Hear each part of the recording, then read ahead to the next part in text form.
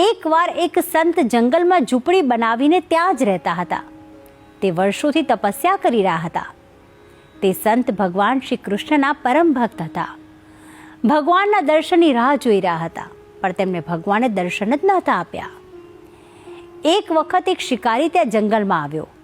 તેની માટે આ જંગલ બિલકુલ નવું જ હતું. તેને કોઈએ કહ્યું હતું કે આ જંગલમાં ઘણા બધા પ્રાણીઓ છે. તે તો શિકારની શોધમાં સંતની ઝૂંપડી સુધી આવ્યો. તેણે સંતને કહ્યું કે થોડું ભોજન અને જળ મળી જાય તો સારું.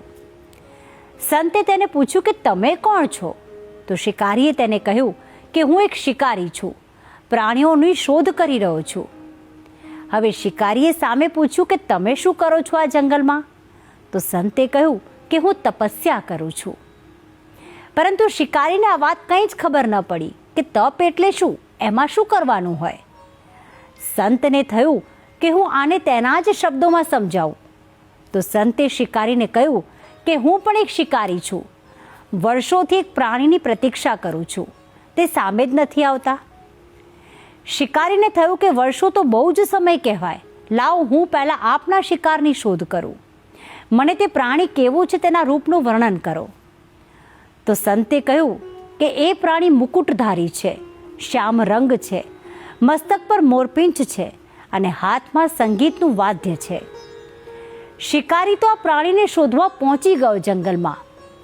એકી ટસે આંખો બંધ કર્યા વગર તે પ્રાણીને શોધતો જ રહ્યો. રાહ જોતો રહ્યો કે ક્યારે તે આવે. 1 દિવસ થયો, 2 દિવસ થયા, 10 દિવસ સુધી તે શિકારી તે પ્રાણીનો જ વિચાર કરતો રહ્યો. અને આખરે 11મા દિવસે ભગવાન શ્રી કૃષ્ણ આવ્યા અને જાતે જ તેની જાળમાં ફસાઈ ગયા. તે શિકારી તો સંતના શિકારને તેમની પાસે લઈ ગયો અને કહ્યું કે લો બાબાજી, આપનું પ્રાણી જાળમાં ફસાઈ ગયું. સંતે જોયું તો સાક્ષાત શ્રી હરિએ દર્શન આપ્યા. તેમના આંખમાં તો આંસુ આવી ગયા. તેમણે ભગવાનને પૂછ્યું કે હે પ્રભુ, હું આપની વર્ષોથી તપસ્યા કરું છું, તમે મને તો દર્શન ના આપ્યા, પણ આપ્યા શિકારીને કેવી રીતે દર્શન આપ્યા?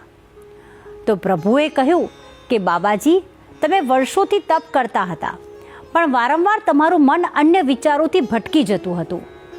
જ્યારે આ શિકારી તો સતત 10 દિવસથી માત્ર મારા જ રૂપનો વિચાર કરીને મને શોધ્યા જ કરી રહ્યો છે. આ જ સાચી ભક્તિ છે. માત્ર ધ્યાનમાં બેસવું એ મહત્વનું નથી, પરંતુ મારો સતત વિચાર કરવો, મને શોધવો, એ જ સાચી ભક્તિ છે. અને હવે આ વાત એક સુવિચાર દ્વારા પણ સમજી લઈએ.